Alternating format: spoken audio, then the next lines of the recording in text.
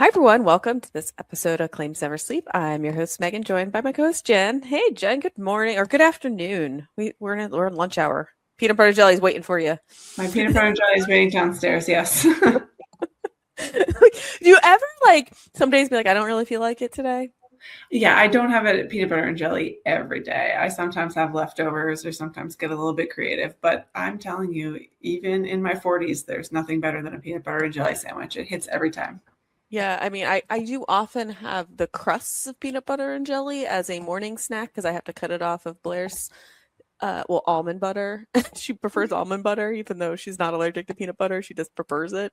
And it's a little salty, but I do have that.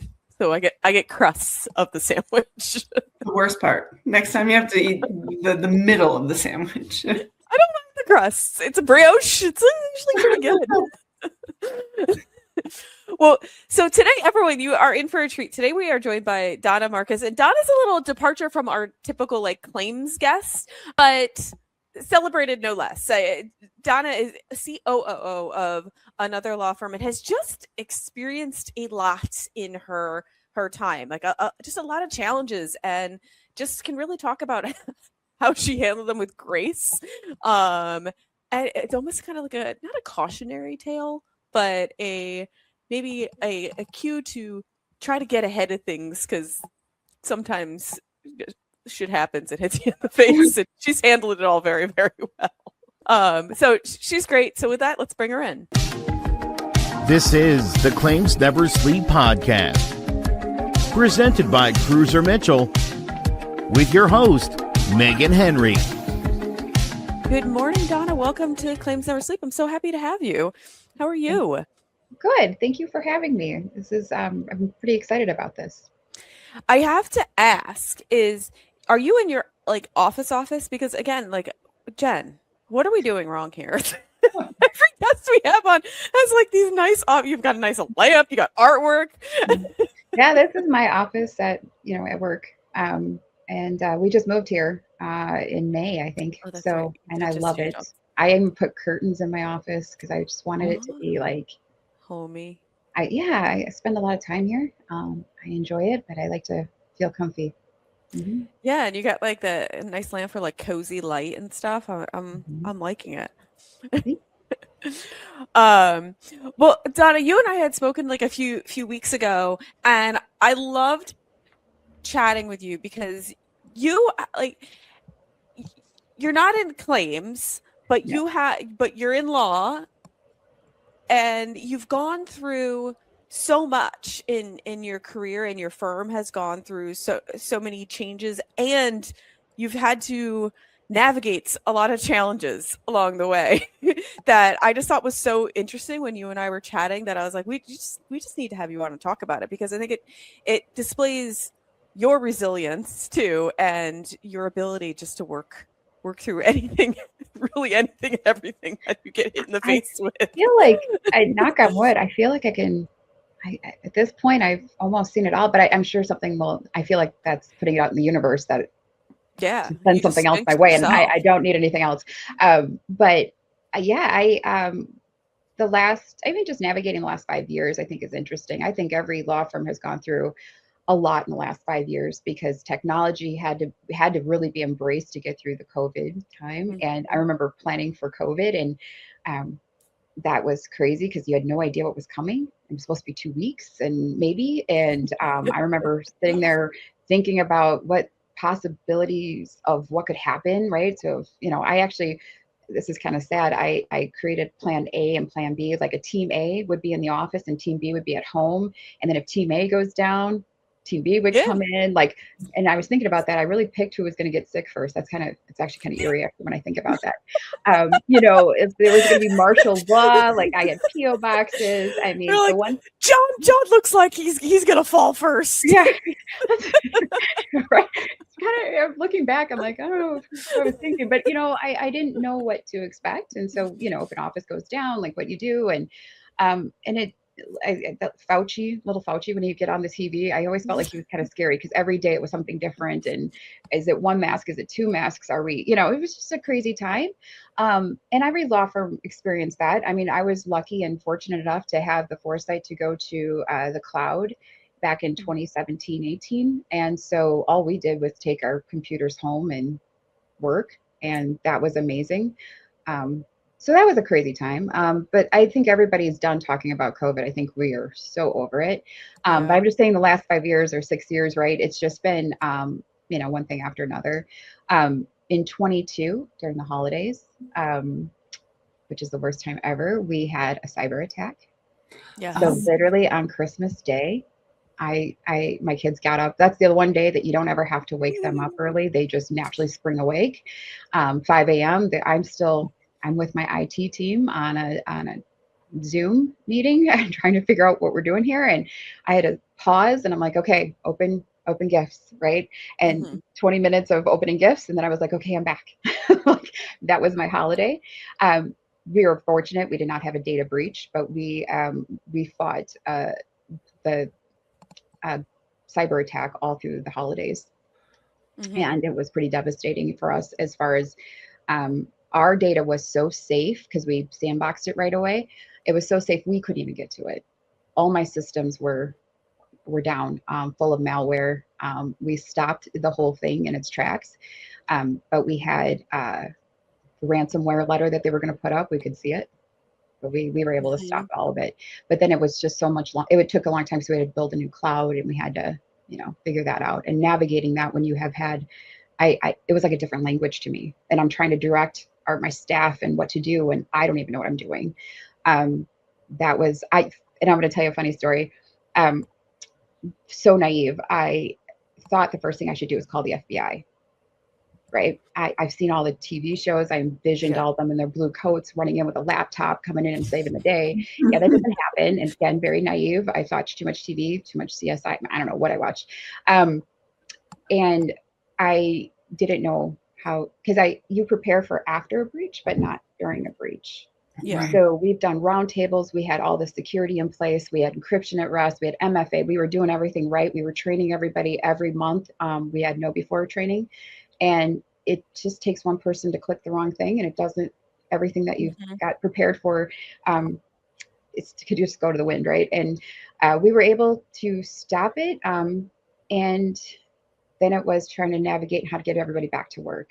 Yeah. So it was a crazy time. And then most recently, I'm sure you've heard, we had a lot of people leave our firm in August, and without any forewarning of that. So we were actually going live on new case management system on that Monday, and by Friday, all of a sudden, we got all these resignations. And so it has been a crazy couple of years. And so there's a bunch that I want to talk about in there, but before we get there, let's just talk about how you even got to the beginning. So sure, and I'm sorry if I went on a tangent. I can talk. No, you basically just hey guys, you just got a roadmap what we're going to talk about during this podcast. But first, you got to know a little bit about Donna. So I guess where do you want to start? Like, I went to college for art and business. Don't ask me why. I just loved both. Well, it's good balance. Balance out the two sides of your brain. Yeah, I love graphic design. I was really into that, and I also wanted to do something in business. Like, basically, I worked at a Southwest Suburban Publishing when I was in college, and what they would do is I would do spec ads, and they take it to new customers, and they would make commission, and I get an hourly rate, and I used to be very upset about that. And so I thought, you know what, I'm going to go into business myself, and whatever I want to do, I want to make sure I can, I benefit from that. And then, but when I got done with college, I really didn't know where that was taking me. You go to school to be a teacher, you're a teacher. You go to school to be a doctor, you go to lawyer, right? I'm like, I don't know what I'm going to do. And unfortunately, I don't know how you want to say it. I followed where my boyfriend was, right? Now my husband. Okay. And well, at least it turned out okay. Yeah, thank God, right? But he was in. You're going to go in a different direction with it. I met him on an internship actually at Six Flags Great America in the Chicago area. Awesome. I'm originally from Minnesota. I did an internship. I met him, and then he was in the Gurnee, Illinois area, and I had a couple of jobs I was applying for, and one of them was an executive at Target. And that was the one that they placed me close to him. So other ones were like an ad designer in Missouri and all this stuff. And looking back, it probably would have been cool, but I wanted to be close to him. So I took that role. I was in retail for about 4 years, and everything I learned about managing people, not leading people, but managing people, I learned there. Crazy situations and things that you have to experience in that. And it really wasn't conducive to having a family. We wanted to get married. I was working a ton of hours. And so one day I was just like, I can't do this anymore. But then I remember quitting and going and not having a plan. I didn't know what to do now, right? I had all this experience. I knew I didn't want to be in retail anymore. And my dad was always like, I told you should always be a lawyer. You should have been a lawyer. And I'm like, And I remember thinking back in the day, I didn't want to be a lawyer because I thought I'd be old by the time I got done with law school. How silly, right? How silly. But that's what I thought. I wanted to start my life. I was anxious for it. And so I was like, well, maybe I'll explore that, but I want to work in a law firm and see if I like the atmosphere, right? All I've seen is what's on TV, right? And I wanted to see if I really liked it. And so I opened the classifieds back in the day, which again ages me. And there was a part-time receptionist job, and I was like, perfect, I'll do that. And then I will get my LSAT, I'll pursue that. And maybe that's what I'll explore that. And in the meantime, I got married, I had a baby, and I took my LSAT and I was pursuing all of that.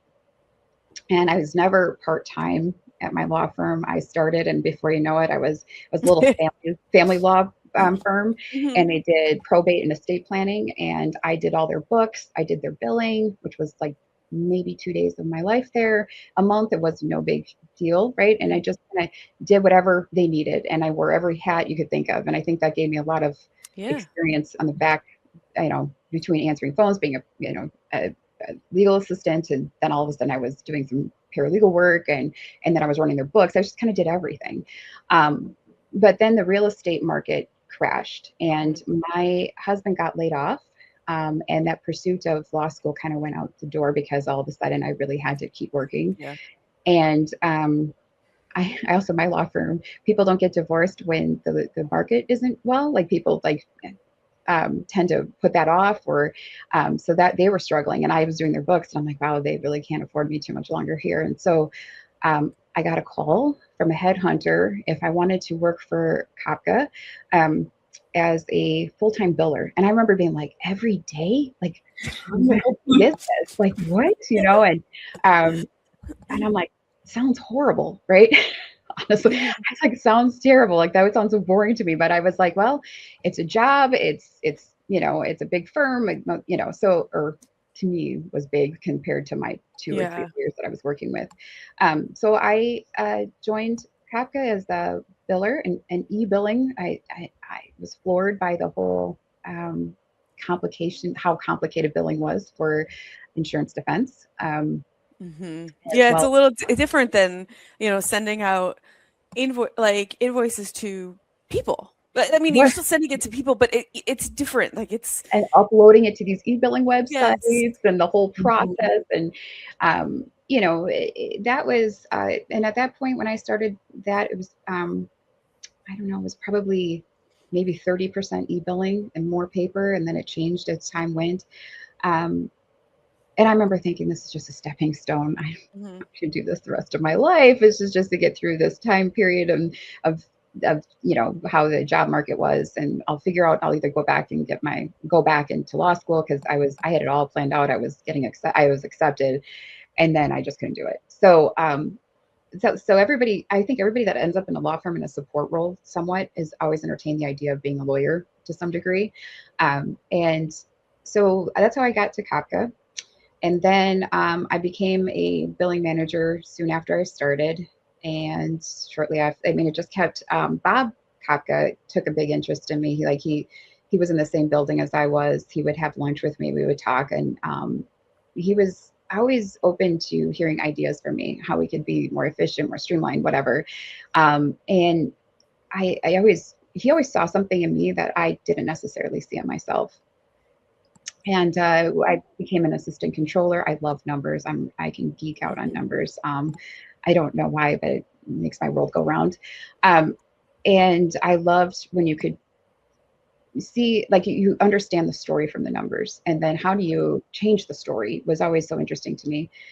And then the next thing you know, I was the controller for a short amount of time. And I remember we had some changes in our firm management, and I asked Bob, like, what is our org chart exactly? He looked at me and he goes, I have no idea. And I'm like, well, nobody does, right? And so I just wanted to, like, so we sat down and we were trying to figure it out. And I was like mapping things out and taking names. I just left all the names off and did it by position, right? Just because people make it harder to fit into different areas, right? And next thing you know, I go, I think you need like an operations person. And he goes, well, who's that? And I go, well, I don't know.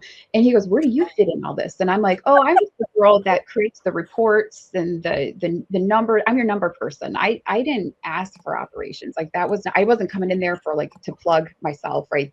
Wasn't mentioned. And he goes, well, I think that's you. And I'm like, oh no, that's not me. And he goes, no, it is. And I go, I mean, I had young kids. This was like, at the time we were in at least 3 states. Now we're in 5 states. It required traveling. There was no Teams or Zoom, right? So I had to have conversations, and it sounded, I was familiar with terming people or whatever, but I wasn't thinking I was going to go manage all the staff and all that stuff. Like, that wasn't what I was going for. And slowly but surely that it happened. And now I've been with the firm for almost 16 years. I mean, I think just even you going to him saying, what's our org chart, shows right there that you are the operations person. Like, I was curious. Like, and look, every law firm, we need you. We need people like you, because, like, you can't wear all the hats, right? So we need people to organize us.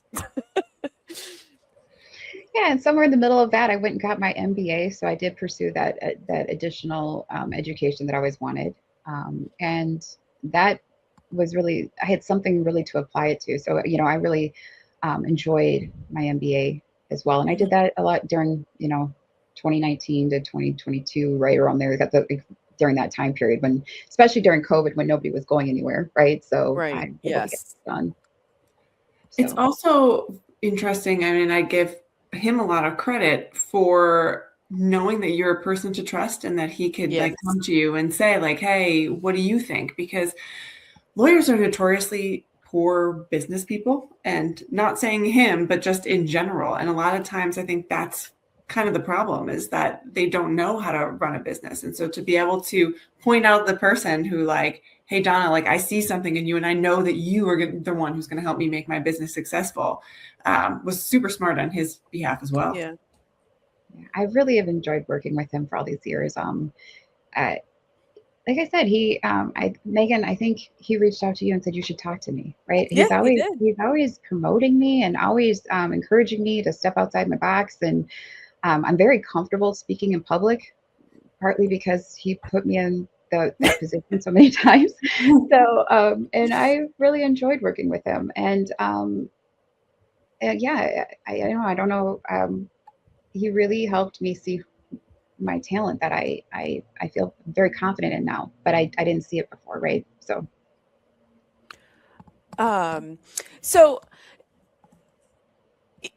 how, being in your role, like, how have you experienced, like, things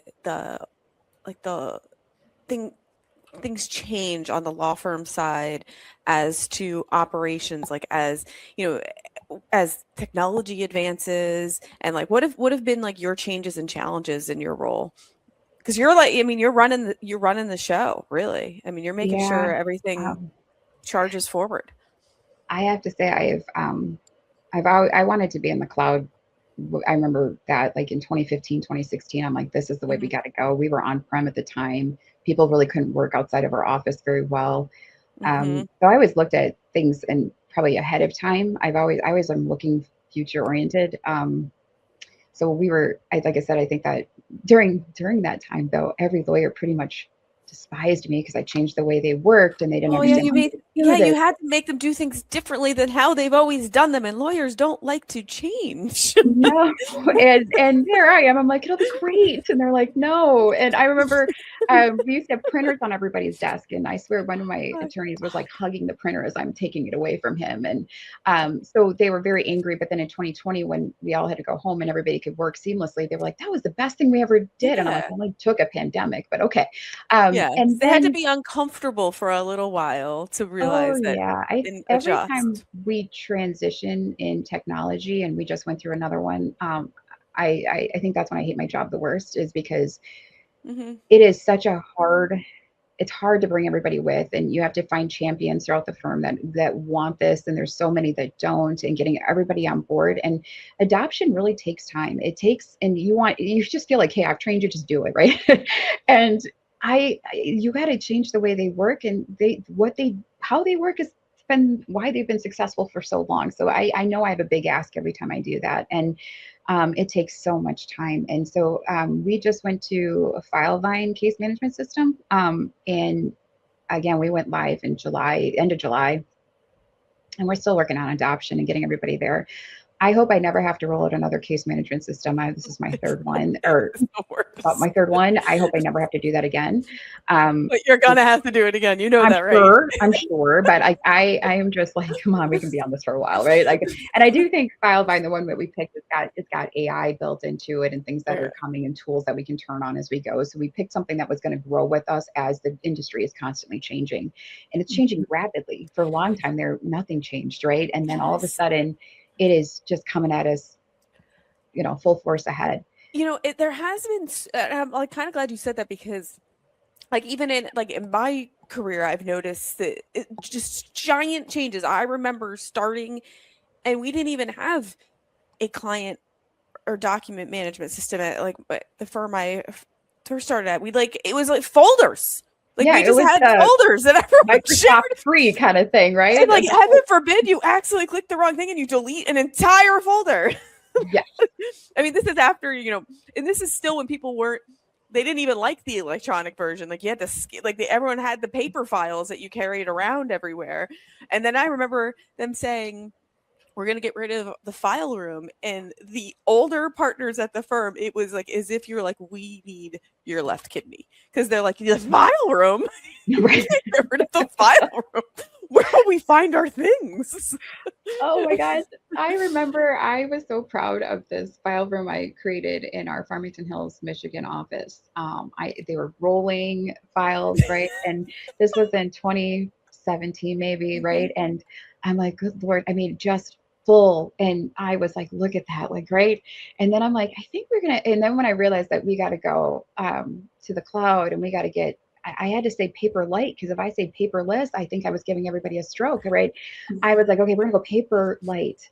And we had to ease into that kind of idea. And then we started scanning everything in. We kept paper and electronic just to kind of ease everything.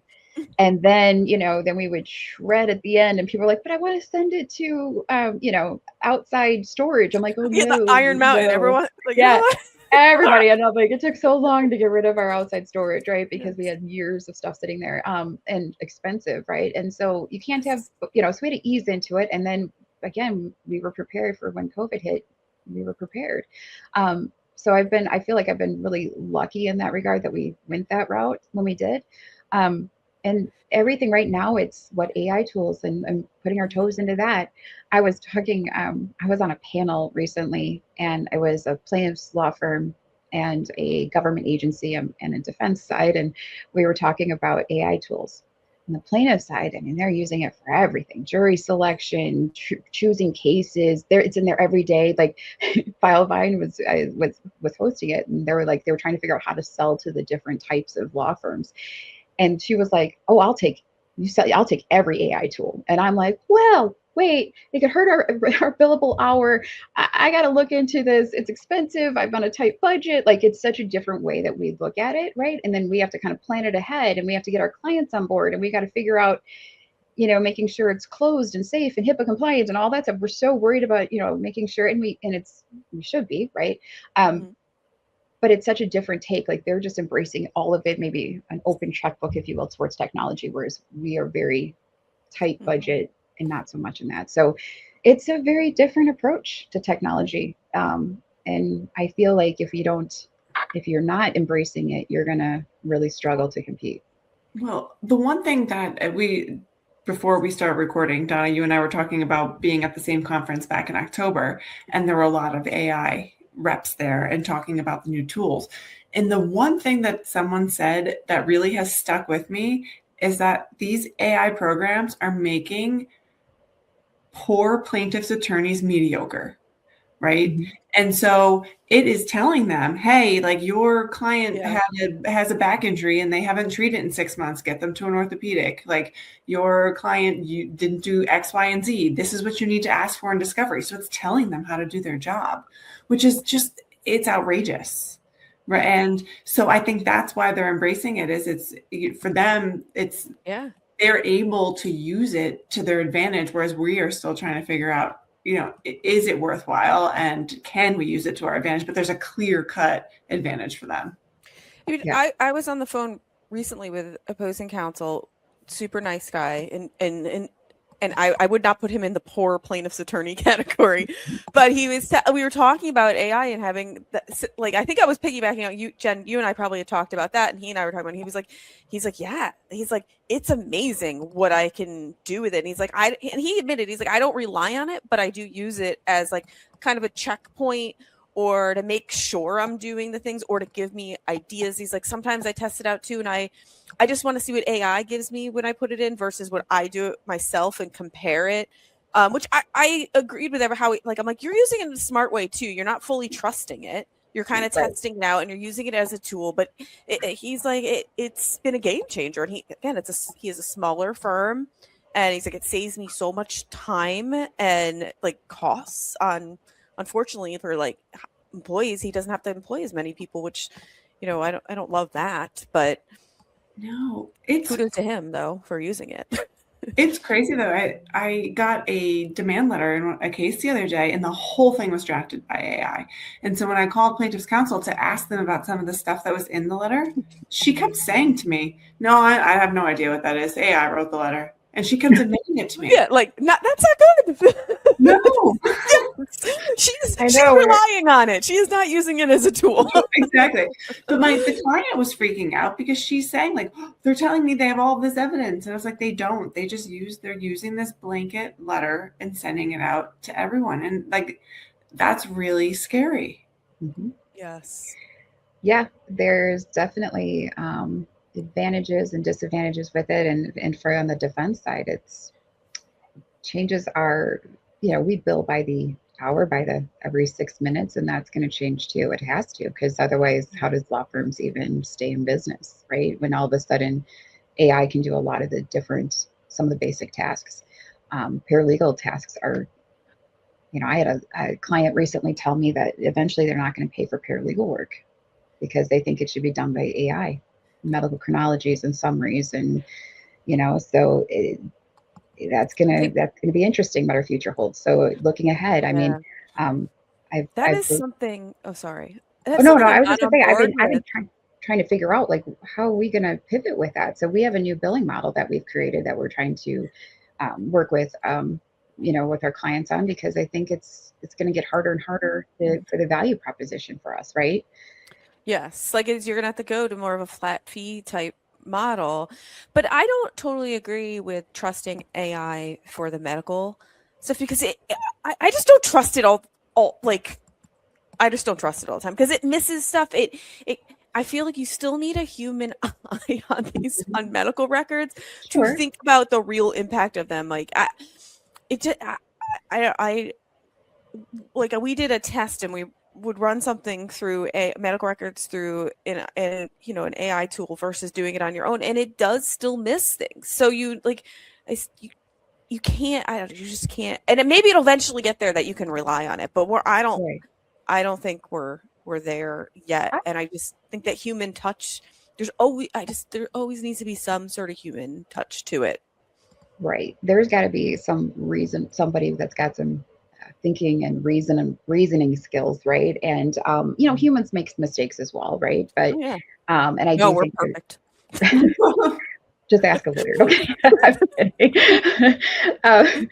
um, but I think that it just it's coming, and it's coming fast. I've seen better tools. I mean, that's what I do. I spend a lot of time looking at the tools and what's coming.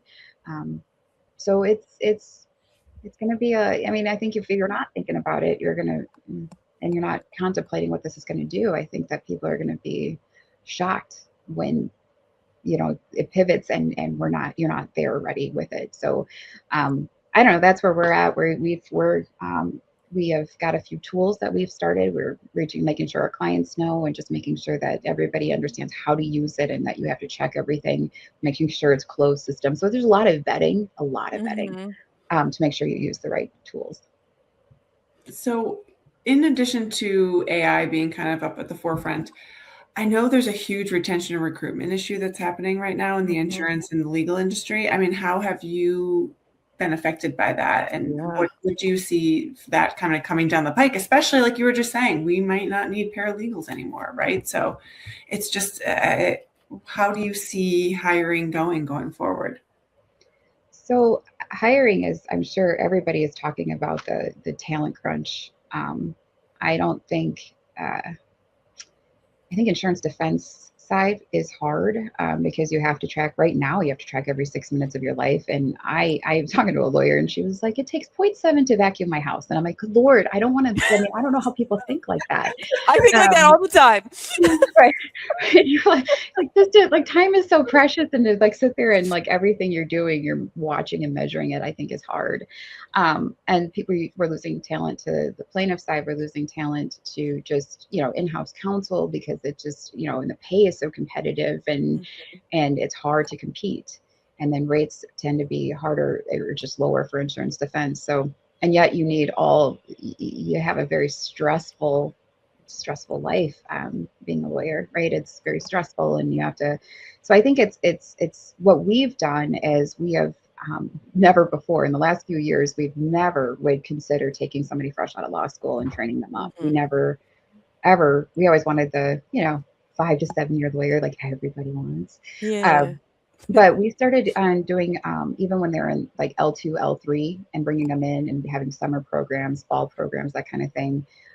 Bob Kopka created a Rising Star program where people sit, and every week he teaches some element, like what is policy limits, and understanding like what you first do when you get a Yeah. complaint, and just understanding and teaching the basics. And he does that all year, and he records it, and he gets different speakers to come in. And so and then everybody is paired with a mentor. We changed our whole compensation model, to embrace what we're trying to do as a firms, right? So before it was just billable hours that you got paid for. Now we're really, encouraging them to develop a team, and they have to, the billing model needs to, or I'm sorry, the compensation model makes sure that they are bringing up their team, and they're mentoring, and helping others. So a shareholder or partner in our firm has a lot of responsibilities when it comes to training the next generation.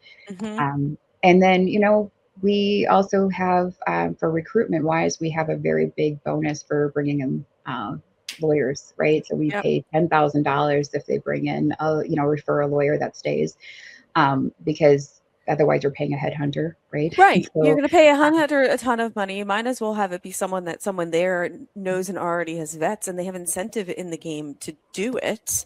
And I mean, headhunter fees are crazy. And right. look, and I feel for them. I like that. Like, I like them as people. I know they're doing their job, but they charge a lot of money, and sometimes it's a miss. Like it really can be. And I think you have better luck with someone that's referred by someone that they know. Yeah, in fact, we have more success with that, because, as you said, they know them. They know if they're going to be a cultural fit. They know if, they can talk about the environment, and people, it's a much more honest conversation. They know what they're getting into. And we get to see who they already know. They're a good lawyer, so we don't have to worry about, the interview process was good if you asked the right questions, if you got the right, that's just a snapshot, and it doesn't always work out. But if the referral, you tend to be more successful with. So we do that. I mean, I mean, I feel like we're always hiring because there's just so much work. And after everything that happened for us in August, we've hired like 18 lawyers in like 5 months, and we're Wow. continuing Yeah. to hire. So and the works there, our clients have been amazing, very supportive. Well, we went through that transition, and so yeah, we're up to 70 lawyers now, and Yeah. we were at So 52. So I don't want to dig in too much into that because I don't want to put oh, you in an awkward position. But for the everyone listening, you gave us like the 10,000-foot view as to like what happened this summer or mhm, last summer, I should say, because it was like a shock for you guys and a big change. yeah. And it just really stemmed from succession planning and where we were Mhm. going with the firm, and not everybody saw the same vision, Mhm. and so quite a few of them left, and yeah, I think 56 lawyers left. So Oh, um, we had a lot of But files. almost in like the night, like it was like Yeah, right, like yeah. it was very sudden. It was very sudden, and all of a sudden we had all the files, and we had to figure out what to do with them. I've never had to call a client and be like, "Please take your work," and that's the position we were in at one point. But I look at it, and I think it was a huge. I honestly, I think our firm is like we're like it was the right. It had to happen at some point. I mean, how it happened, not so great, but I think that there was a lot of people that weren't happy, and they just didn't have the same vision of where we were going. Yeah. I don't. I really am not. I mean, at the time, it was pretty devastating, and it was hard, and just trying to figure out how to pivot and to correct how, like, we have all the expenses. You have expenses to support 110 lawyers and the support staff. I mean, In we office had all that space. infrastructure, and trying to figure out how to um, reduce the infrastructure, as well as service the files, and we had to hire. And so first thing first thing I did, is that I talked about, I said, hey, we all have to be in our lane. We have marketing. You have to be in touch with every one of our clients, let them know we're still in business, and we're okay, and we still have lawyers, and we have to figure out what we got to transfer files, right? And we got to figure out what we're going to do with all the work. And then it was with me and my controller, it was, how are we going to reduce expenses? We had to lay off a few people initially. And then it was my lawyers that were here. I need you to bill. I need you to be focused in and just really make sure that revenue is coming in. And I know our marketing department had over like 200 Zooms, and like a crazy, like in like just talking to clients and telling them what Yes. happened. And they were very, very, very supportive. And then just getting the work out. And that was really hard because we were in the middle of transitioning from case management systems. So trying to get the Yeah. work to them was my hard. gosh. And we didn't have as many resources because they also took support staff, and they took, right. So, and look, I have nothing, how do I say this? I'm not here to say that, anybody was right or wrong or whatever. It just Mhm. happened. We're through Mhm. it. We're doing Yeah. well.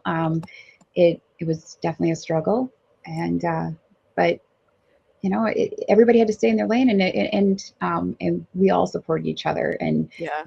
the people we have, are so aligned and so excited, and they see how we're growing and what we're doing, and our clients are behind us. It's been pretty amazing, actually, when you look back and you go, we did that, and we survived, and we're thriving. And Yeah.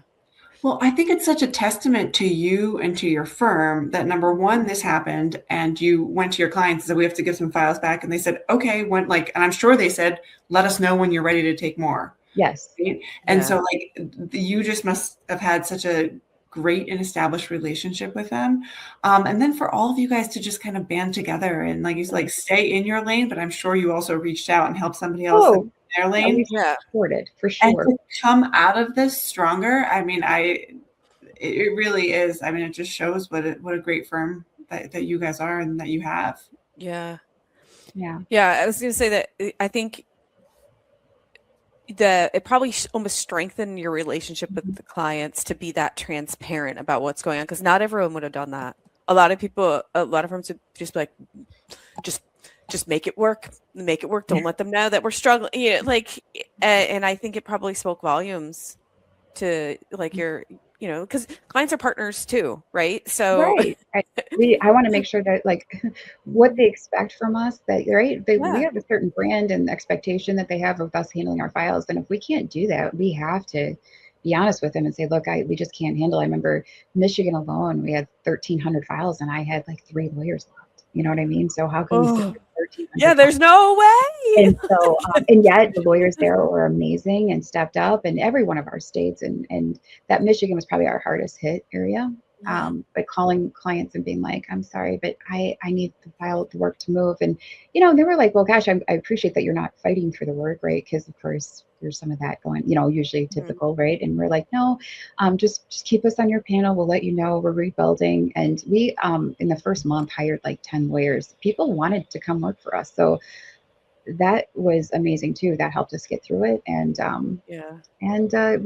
we kept all our locations. We kept all, and we've actually hired really good lawyers since then. So, and we've been very, and we're not just hiring anybody. Like we really want the right cultural fit, the right talent to come in the door. And we've achieved that. And we've been very blessed in that regard. That's amazing. Especially, 10 minutes ago, I asked you about the retention and recruitment issue in the insurance defense industry, and you just told me you hired 18 lawyers in the past couple months. Yeah. Well, I think it's just, we are never going to be the highest paying firm out there. I wish we were. But what you see is what you get. We really want a good place to work. We believe in work-life balance. We believe in families. We believe, that your family should come first.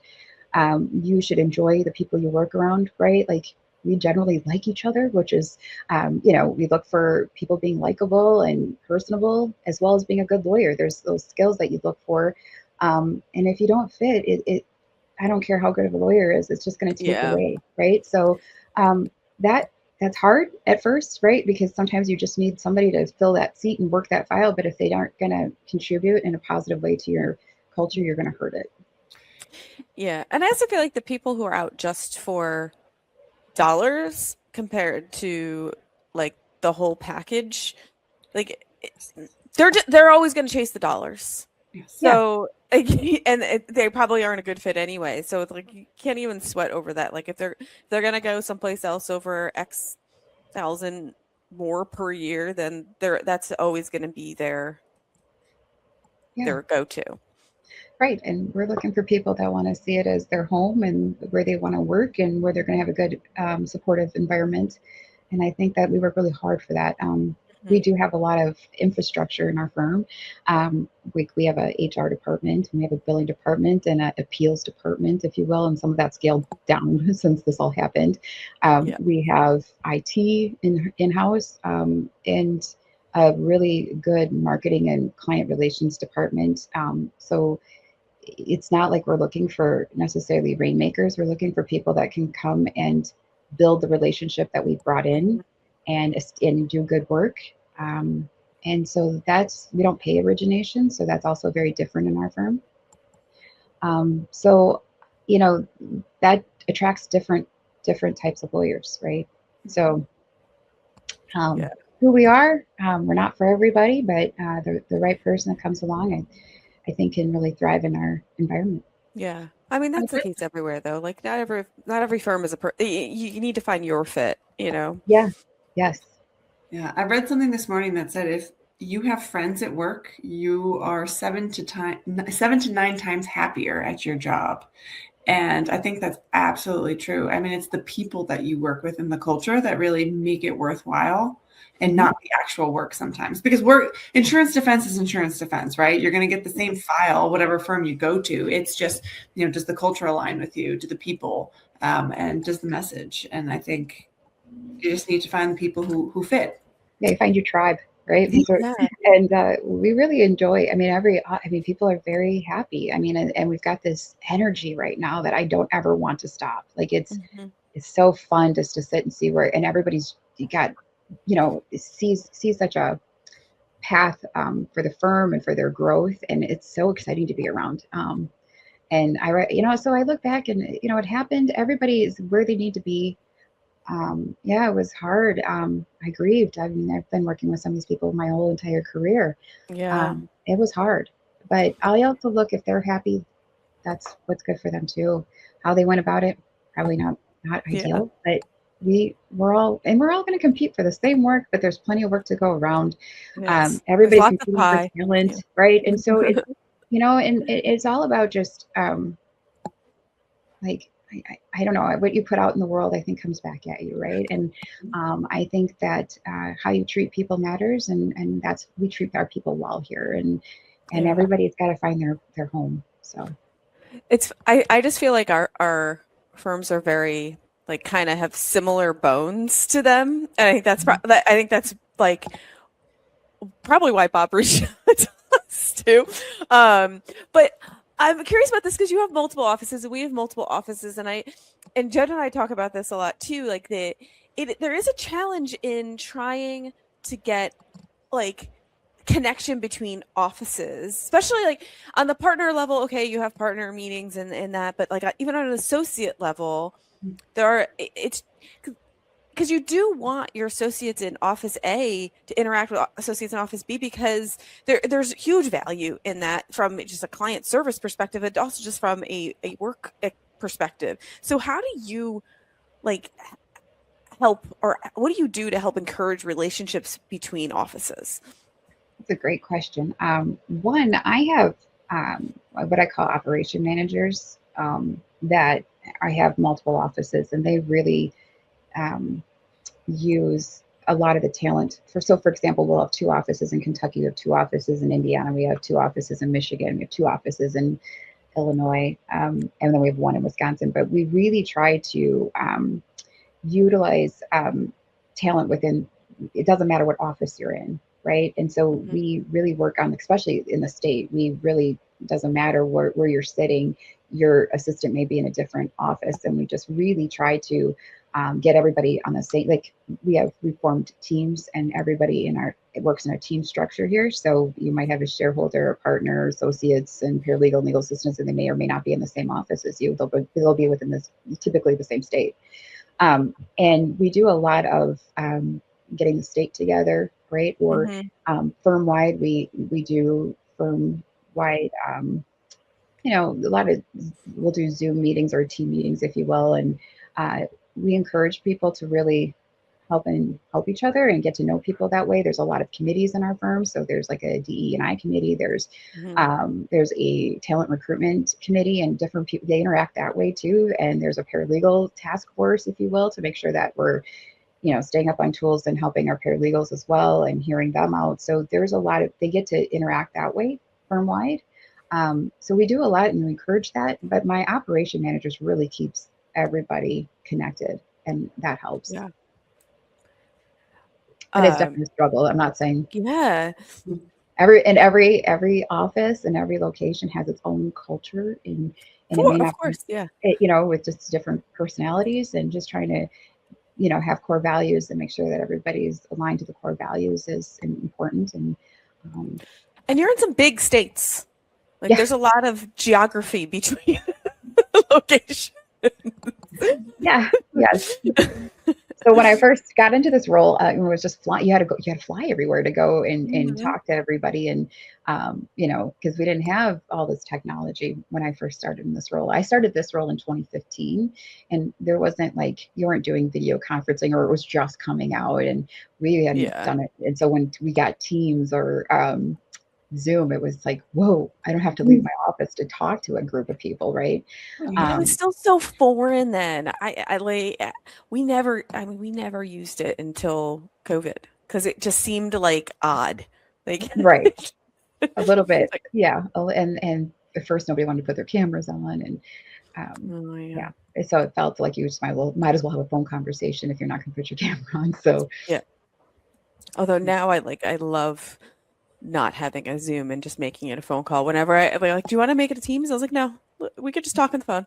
Like I'd like to pace around Like my a house. lost, Thank you. a lost like way of communicating. You're like, oh, I guess we could talk on the phone. Like, why not? Like, Yeah. whereas before Or it was the only way, you know what I mean? And now it's like, oh, I guess we don't have to do a video. it's Yeah. like Jen posted the other day about like reverting back to the 90s of like the analog life. Yep. Yep. Sometimes I just want to be unreachable. Do you know, like, Well, because we're so connected, right? The expectations between if you have a cell phone, and of course everybody does, the expectation is that you're going to respond immediately. Whereas before, it never was like that. You had 24 hours to respond, and there was patience. Now it's like they don't hear from you in a half hour. They're like, "What? Are they okay? Or what's wrong with them?" Right? And that instant. I think that's kind of a problem in our society, is that we expect instant communication all the time. Yes. at my daughter's middle school, there's no cell phone service. We live in like a fairly rural area, and I was at her basketball game, and it was 2 hours. She had 2 games, and I came out, and one of our partners was like, "I've been trying to text you, like you didn't answer me," and I'm like, "Because I had no service from 5 to 7 p.m. I'm so sorry," but like you're not used to people being able to, like 5 o'clock's the end of my workday. Do you know? Like I have to start being an Uber for my children at that point, maybe making them dinner if I feel like feeding them. That's when your Uber job picks up. Yeah.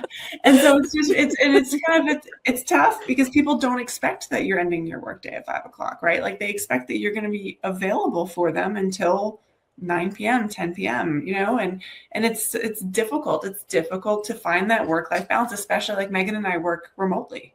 And so there's no, like, I'm closing up my computer and I'm leaving, it's here forever. Like my office, my very undecorated office sits in my home. Right. So you walk by it all day long. So I did that for up until we moved. Well, and then my office travels with me. Yes. Yes. I was working from home for almost 5 years during that time period as well. And to the point where I can't even walk in that room at my house anymore. It gives me like I can't. I was very happy to go back to work and to get out of the house a little bit, because there was no routine. I felt like I was constantly working. I remember like having to almost in the spring or summertime, I almost had to like go walk around the block to feel like I ended my day, because before it was my drive home. And it just kind of got me transitioned into it, and there was no transition. And I was constantly checking my phone and my computer, and I was always on, and then I'm doing laundry. I mean, it all bled together. And then, and I still like the fact that I was always caught up on my laundry. Now I can't say that. But I enjoyed, like coming back to work and just having some separation. I needed it. Mentally, I needed it. Well, and it's funny because I know you live in the Midwest where it's also absolutely freezing. In fact, I think where you are, it's colder than it is here. And every night I usually go for a walk. Arctic Circle. And it's too cold. Like I can't go for a walk outside. And so I've been walking on the treadmill, but some nights I have still too much work to do. And so at like 8:30, when everyone else is settling down, I walk on my walking pad and I'll answer my emails or do whatever I can. And so now my kids will ask me, like, "Are you going to go on the treadmill and watch a show, or are you going back up to walk and work?" Like walk and work. Yeah, they ask me every night. But it's there's a blessing in it that like I can leave at 5 o'clock and go do my other things and then come back to it. But at the same time, it all bleeds together, and I don't like that. Yeah. One thing I got to experience. Oh, sorry. I was just gonna say the one thing I got to experience was really, I didn't even realize I was missing before COVID, was I got to see my kids off the bus every day. And that was like that the last 5 years. I thank God I got that, right? Because that's when they want to talk about their day, and they want to share things about their day. And when I got home before, it'd be 6 o'clock at night, they're done talking. You know what I mean? That was how was your day? Fine. Did anything good happen? No. You know what I mean? Like that was it. But when they come off the bus, they're chatty, and they want to, and it was something that I treasured. I mean, I still try to get home for my youngest when she gets off the bus, because that's where I get all the good intel and get to hear about her day. So I appreciate those that stay home, because there's something about that you can't, when you're at work, you miss. So. Yeah. Well, that's it. So my 11-year-old recently was like, "You're just always working." And I'm like, "It's 3:45. Yeah, yes, I should be working." I was like, if I was in an office, you wouldn't even see me. So yes, I understand. Like you come home, we have our chat, and then I'm like, okay, like go do your things. Like I'll see you in a little bit, and then but she's like, oh, you're just always work. I'm like, this is my work day. Like my work day doesn't end when you come home. But aren't you happy you get to see me? Like she doesn't remember though. She doesn't, because like honestly, I started working from home 4 days a week when I think she was in like her last year of preschool. So she, like, I've always just been around, and then COVID happened. So, we were all here. So she just doesn't have much of recollection of me being in an office and coming home at 6:30 at night. Right. Yeah. I call it the after school emotional dump. They all run up here into the room and they sit down, and it's like, and they just tell you everything that happened. And this one said this, and this one did this, and she hurt my feelings, and I got this on the test. And it's always like a 20-minute listening, and then I have to decompress from what they told me. And like you said, I love hearing it, but then some days it's just like, oof. You need a deep breath to transition back into your work. Yes. But again, it's, if you don't, I mean, that's also one of the most important moments of their day, when they're sharing it with you. And then when you don't have that, you kind of miss that too. So, but it's like I said, I think we live in a day and age where it's great you can work anywhere, and I can work anywhere. I just prefer to work now more in the office, but I love that we have the technology and the ability, and we've all, like, the industry has embraced people working wherever they need to. I love that. I don't ever want to change that, where everybody feels like we have to work in such a rigid way, right? So, yeah, I agree. So we're almost out of time, but I wanted to touch a little bit back on the cyber attack, because like we didn't give enough attention because I want to know like what it was like when you're going through it, and I believe you said, like, did you get like the ransom? Did you get like a ransom note type situation, or did you just see how it was happening in real time and try to call? And then how do you call the FBI? Do you just like, there's a number? Like, there's that you go on their site and you can put a little, I don't know, you just fill out a form, and 3 weeks later they did contact us and came out to us 3 weeks after. And then I learned that FBI cannot do anything, right? It's more for informational purposes, and they use it for like, hey, this is what we're seeing. These are the trends, but they have no authority. And the stuff we had people coming at us from Turkey. They can't do anything. We had all the IP addresses.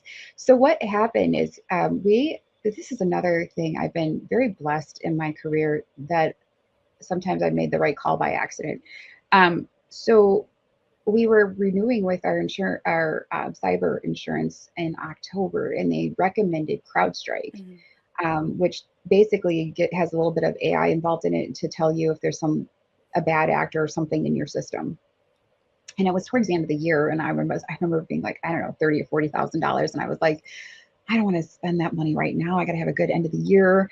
And I'm like, and then I remember thinking to myself, I'm going to think back at this moment and go, because I was going to buy it in January. And I thought to myself, I'm going to regret this moment if I don't buy it. Right. Like, and I did, I bought it.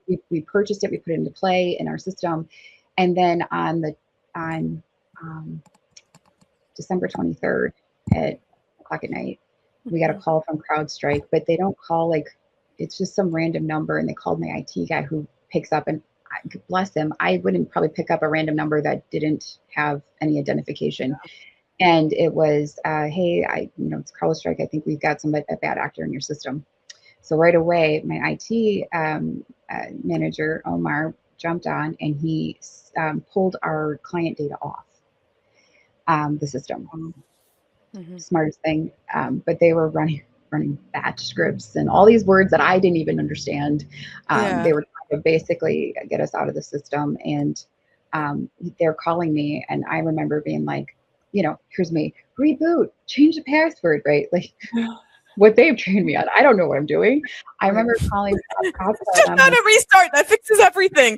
I don't. And he goes, I told back, we are in trouble here. And he's like, okay, you've got this. You just let me know how I can help.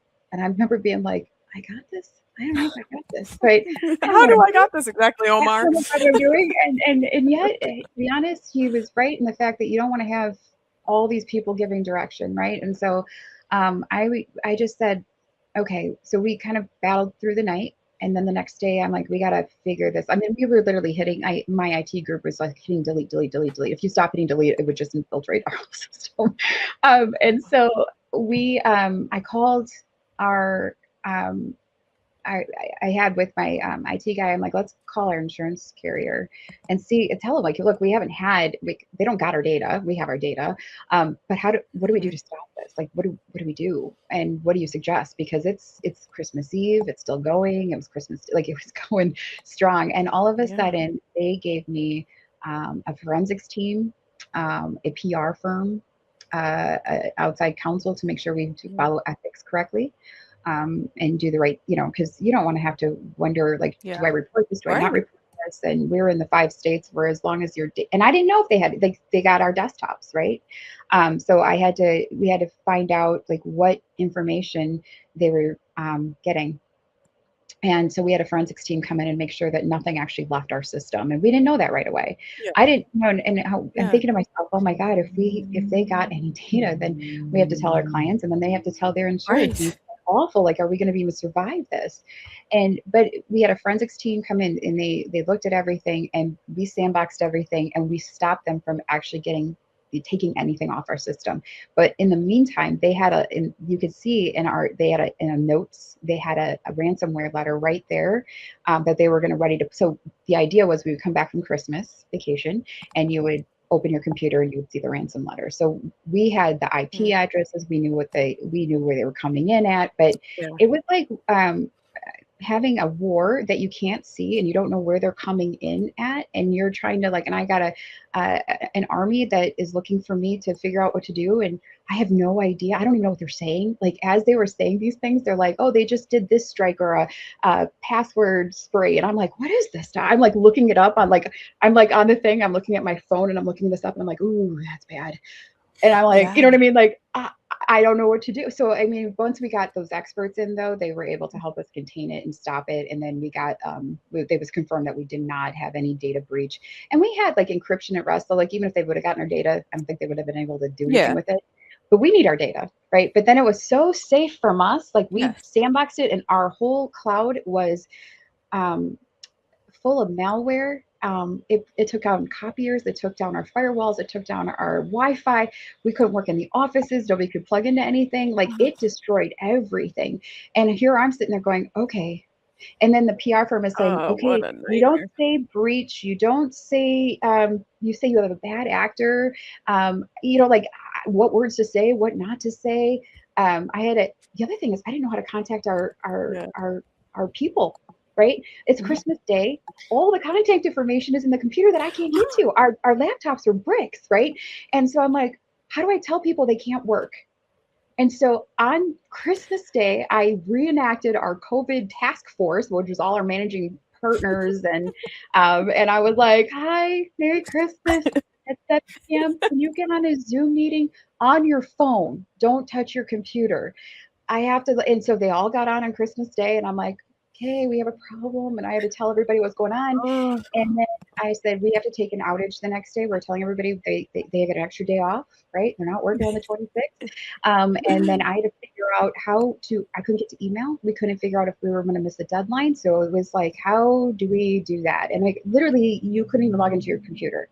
So it was trying to figure out how to get tools and resources to everybody to make sure we didn't blow a deadline or a day. Like, it was nerve-wracking. And but we were able to. Nightmare. Yeah. Did you take a 2-week vacation after this all settled down? You know what's so funny? I didn't know how stressed I was until I feel it right now. I'm like, oh, Donna had the worst Christmas ever. Well, it was the worst Christmas ever. I call it the nightmare before Christmas, but it was really Christmas. And but I remember like the 4th or 5th of January, all of a sudden I broke out in hives. I mean, you don't have time to be reacting to all of this. You just are like, I got to get this done. You just go into this mode of that. And then all of a sudden it catches up to you. And I broke out in hives and I was like, oh, right? So I go to the doctor. I'm like, I need something, so they give me something. Well, then I broke out in chemical hives. And for 6 months, I was a wreck. I looked like I had a red sweater on. I mean, I was praying I wouldn't itch myself and like not in front of somebody in an inappropriate spot. You know what I mean? I was so worried about how because it was just stress. And then I reacted to the medication and that was a big mess. So stress is real. So take care of yourself. Right. And I think I remember not sleeping well during that time, obviously too. How could you? Right. Like, how could you sleep? I'm sure you were like running on fumes. Yeah. I write. So my outlet is I write. And so I tend to find that how I can deal with it is I just write how I'm feeling, what I'm doing, and then I look back and it's all documented, if that makes sense. Of what happened. Yeah. Wow. So, well, Bob, if you're listening, Donna deserves a very large bonus. You're sweet. But I love what I do. I do it because I love it. It's not because I love going through those moments, right? But I love what I do. I enjoy it. I've learned a lot. I feel like, we can, I think at this point, survive anything, but again, knock on wood. I enjoy the people we have, and I wouldn't do it if I didn't love it. Yeah. And I can understand, back at the beginning, you were talking about you don't know what he sees in you and why he, gives you so much responsibility. But I mean, after listening to you talk for the past hour, I see it. It only took an hour for me to see what you see. Well, thank you. Why you're heading up this far, man. You're great. Yeah. Thank you. He's going to hold on to you tight. Early in my career, I'll never forget this. I remember being so overwhelmed, and he kept saying, "Put your shoes on." I'm like, I can't. His shoes are too big. Like I can't fit into them. And lo and behold, you start walking, and eventually they fit.